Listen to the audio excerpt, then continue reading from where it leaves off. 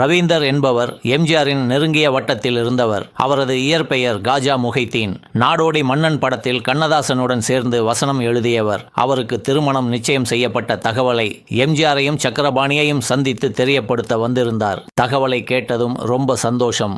எவ்வளவு பணம் வேண்டும் என்று சக்கரபாணி கேட்டார். வெறும் 16 ரூபாய் மட்டும் கொடுங்கள் என்றார் ரவீந்தர். அதை கேட்டு சக்கரபாணி, என்னையா 16 ரூபாய் கல்யாண பிரியாணி செலவுக்கு கூட ஆகாதே என்றார். அதற்கு ரவீந்தர், எங்க வழக்கப்படி தாலி 1 கிராம் எடையில் இருக்கும். இப்ப 1 கிராம் தங்கம் 16 ரூபாய், நீங்க அதை கொடுத்தா போதும் என்றார். எம்ஜிஆரும் சக்கரபாணியும் உள்ளே சென்றனர். சக்கரபாணி மட்டும் திரும்பி வந்து ரவீந்தரிடம் 16 ரூபாய் கொடுத்தார். எம்ஜிஆர் வந்து அவர் கையால் கொடுக்காதது ரவீந்தருக்கு ஏமாற்றமாக இருந்தது. சிறிது நேரத்தில் எம்ஜிஆர் வர, ரவீந்தர், பணத்தை உங்க கையால என்கிட்ட கொடுப்பீங்கன்னு நினைச்சேன் என்று ஆதங்கத்தை வெளிப்படுத்தினார். எம்ஜிஆர், என்னையா புரியாத ஆளா இருக்க, அண்ணன் குழந்தை குட்டி உள்ளவர், எனக்கு அந்த பாக்கியம் கிடையாது